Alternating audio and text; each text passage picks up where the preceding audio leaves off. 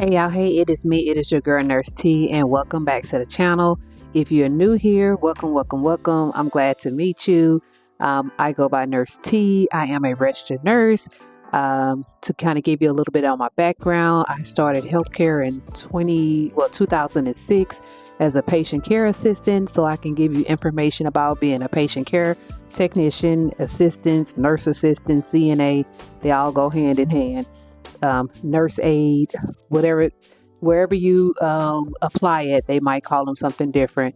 But anyways, I have many years of being in that role, and then I went on, finished school, obtained my bachelor's degree, and I am a registered nurse, and I am board certified in medical surgery.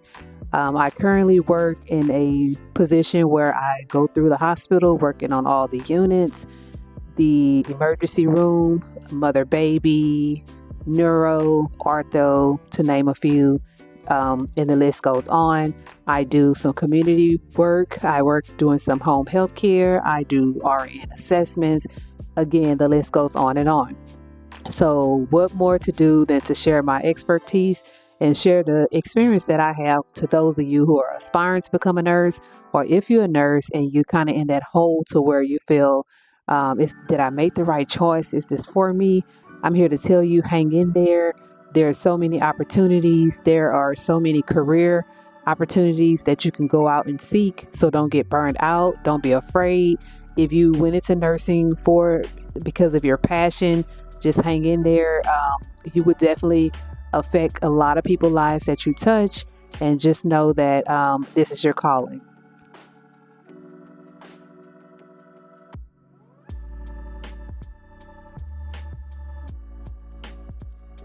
If you're a returning subscriber, welcome back. I just want to take this moment, y'all, to really thank y'all for subscribing as you join the channel, as you come across the channel. If you came across this channel for the first time, go ahead and check out some of the other nursing videos. As you can see, my channel is called All Things Nurse T because I am a person who have always been, I'm very big on memories. And so before YouTube, I have always taken lots of pictures. I've had friends that say, girl, if you take one more picture. But when videos came along, if I tell you I have videos that I'm so thankful that I save. So now it's more of like a video diary. I have personal stuff on here as well. I am human.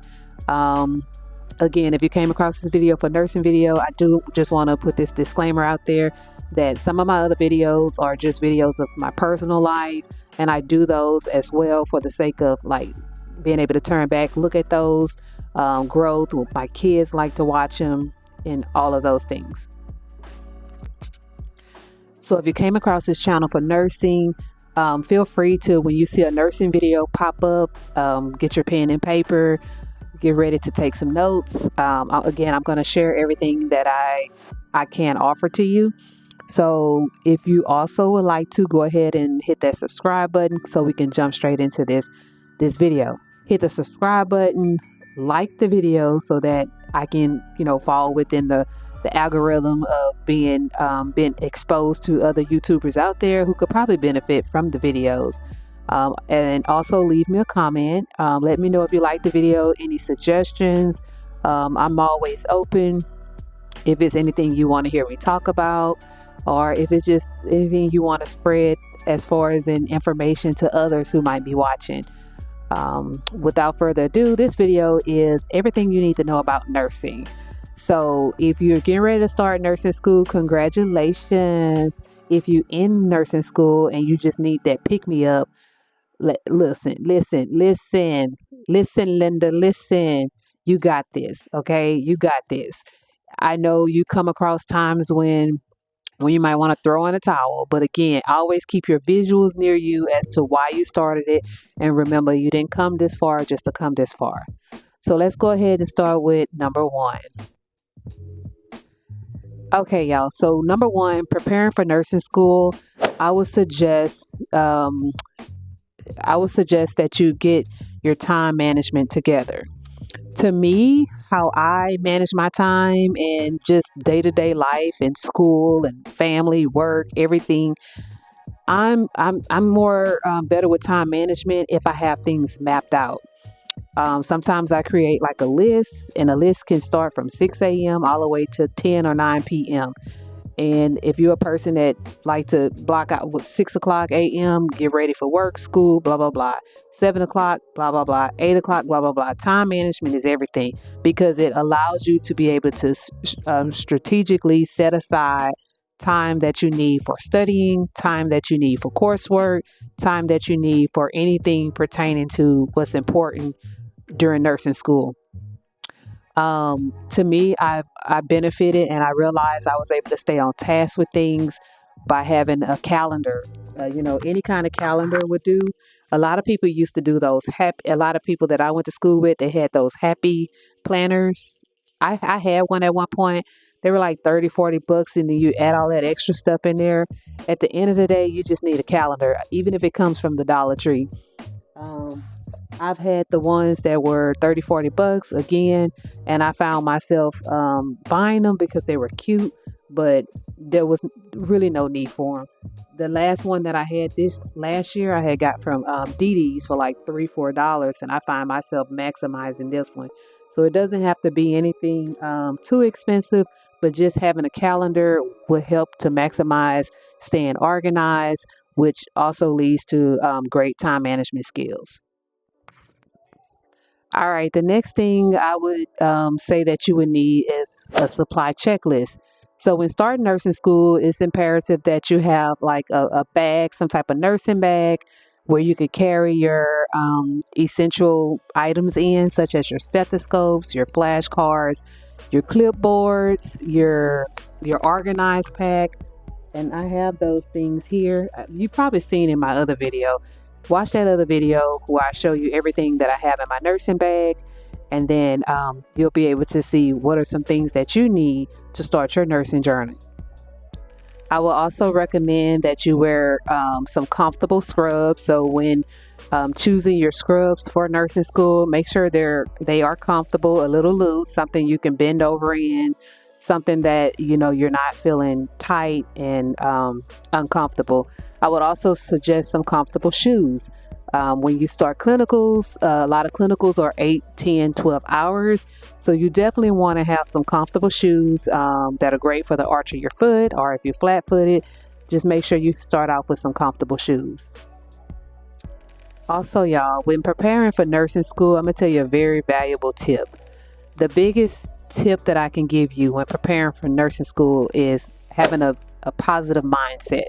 And I think I might say this in a lot of my videos because it is very imperative that you start nursing school with a positive mindset. Again, a lot of negativity, which is to me, it intensifies your load. It makes things dreadful. And most people thrive when their environment, when their mindset, and their outlook in life is positive. So when you start your journey, make sure you surround yourself around positive people, keep a positive mindset, and just know that you can do anything you put your mind to. Another thing I want to go over is study tips. What is if I had to suggest one big study tip to give you, I would say be an active learner. Now you have your active learners and you have your passive learners. How do you be an active learner? Okay, when you go to school and you're going to discuss, let's say you're going to be talking about the bones, the skin, the blood system, whatever it is that you might be discussing, you want to make sure you do your research and gather some information before going to lecture. Therefore, when you're in your lecture and you have that opportunity with your professor, you can ask questions. If you go to school and you're hearing things for the first time, how much is actually being stored in your memory bank? If you're allowed to record your lectures, I'll tell you this. If you're allowed to record your lecture, put your recorder on while the instructor is teaching. And then when you go home, listen to the instructor. If you're taking notes while the instructor is teaching, I would suggest writing in one color. So when you go home and you listen to your lecture, write in a separate color. And majority of the time I found myself The information that the instructor was teaching is the stuff that I didn't hear because I was too busy trying to write stuff down for the first time. But had I came to class prepared as an active learner and been able to ask questions, then I would not be hearing the information for the first time. And we all know that repetition is key to success with any and everything that you do. The more you hear it, the more it's stored in your long-term memory bank. So again, I would suggest go to school, and at least if you have to skim the topics, if you have to look at the bold print words before going, if you have to just watch a quick YouTube video, anything you have to do just to so that you're not hearing the information for the very first time. I suggest going into school and being an active learner, not a passive learner. Another thing with study tip is I was a flashcard person. So if you watch the video that I made before this one, when I talked about prereqs, study tips, things like that, and I told you that you want to study things to know them, because everything that you learn now, you're going to see it in the next semester, and the next semester, and the next semester, all the way till you get to your NCLEX. And one thing you don't want to do is find yourself trying to memorize stuff that only goes in your 10% memory bank.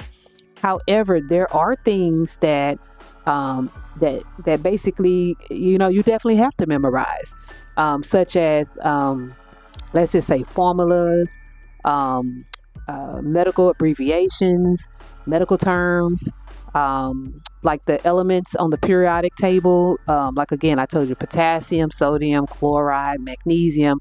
Those are things that you could put on a flashcard to kind of flash yourself, or, terms that you're trying to learn for the first time. So in that case, a flashcard is acceptable. So I would say make sure you have some flashcards. Flashcards are great to help you kind of store information, and when you store it, make sure you're using it.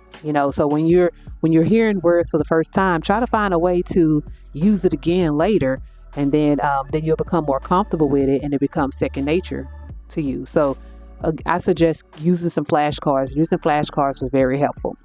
Another thing is joining study groups. Study groups are great, especially if everybody has the same goal in mind, which is to come together to collaborate, not wait for someone to do all the work and then you come feed off of them. So remember, your study group can make you or break you. So I suggest, number one, and how I used to have to do it, I had to study before I went to my study group. So when I get to my study group, we're collaborating together. And sometimes the way I saw things from my perspective might be a little different from someone else's perspective. And we're able to talk about it and come to a common denominator as to why we feel X, Y, Z. So having a great, strong, sturdy study group is also helpful. The nursing, there at some point I do want to show y'all how I actually studied in school. And one of my biggest things that I used to use a lot was like a concept map.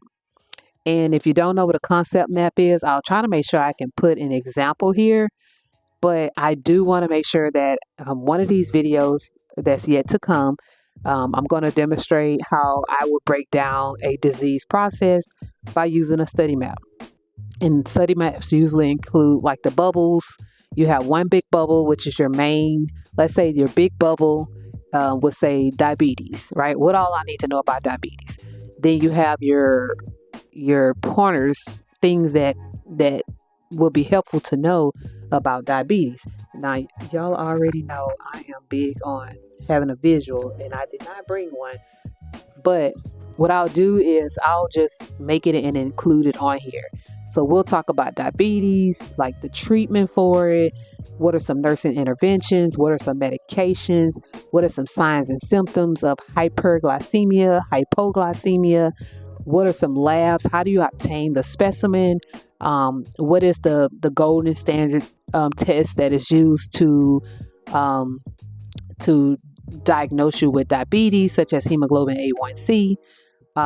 Things of that nature. So again, doing a concept map, to me, that really helps you with content. Like, it helps you to learn the content of the information that you need to study. Again, y'all, before I go on to the next part, I just want to emphasize, and hear me very clearly, I just want to emphasize the importance of learning the material and not just memorizing it. Okay, because what you see in the material, what you come across and see now, you will see it again on the NCLEX. And you don't want to wait to the end of the school year to try to go back and learn something for the first time. So while you have it now stored in your memory bank, just keep revisiting, being able to teach it. I always told myself, if I can look in the mirror and teach something back, then I feel like I've gained at least 80% of the knowledge that I need. But if I have to keep referring back to my book, then that means that there's a lapse somewhere that requires more studying. So then I would have to go back and make sure that I'm at a comfortable place to where I can actually teach it. I used to always tell myself, okay, you're going to be a nurse one day. If you walked into a room and someone asks you, hey, Nurse T, what is pancreatitis? You want to be able to tell them what pancreatitis is. What does it look like? Like, how would the patient present themselves? What are some tests to diagnose it? What are some treatments for it? Like, anything that you study in nursing school, whether it's end-stage renal disease, diabetes, hypertension, congestive heart failure, just make sure that you can break it down and teach it to someone. And I feel like if you could teach it, then you know it. Okay, and I also would encourage you to use your resources. We have resources such as YouTube. There are so many channels here, nursing channels that breaks down systems, that talks about dosage calculations. They talk about preparing for the NCLEX. YouTube is a resource. When I was in nursing school, I used NCLEX Mastery. We had Saunders, you have Kaplan, UWorld. There are so many resources to use. Utilize those resources while you're in nursing school. Therefore, you're not waiting till the end of the school year to practice questions. To me, practicing questions and being able to read rationales as to why something is not correct really help you to retain information. So definitely, I would suggest keeping an app on your phone. Let's say you start med-surg, and in med-surg you're discussing some of the disease processes I just discussed, like hypertension, end-stage renal. If you're discussing those things, then try to go to that area of your book and practice questions. So again, practicing questions is key, and it really will help with retaining information and practicing them. You can read and gain the knowledge, but can you apply it? So the questions that are thrown at you will be thrown at you in different ways that's going to force you to think outside the box. So just make sure you're able to actually answer questions. If you can answer questions with no problem, fantastic. If you answer questions and you have to go back and review it, no problem. This is the time. While you're in nursing school, that's the time. Because at the end of the school year, when it's time to take that NCLEX, you definitely want to be very confident into knowing, hey, I got this. Okay, y'all, so I'm going to end the video here, but I'm going to make like maybe 2 more series of this, what to expect in nursing school, so that this video is not too long. So if you're interested, make sure you stay tuned for the next one. In the next one, we're going to talk about clinical rotations and what to expect, because I can kind of go on and on with that, but I do want to put that one in a separate video. So again, if you found me for the first time, don't forget to like the video, subscribe to the channel, leave me a comment. I appreciate everybody, all my new subscribers. Help your girl grow. And as always, thank you for tuning in.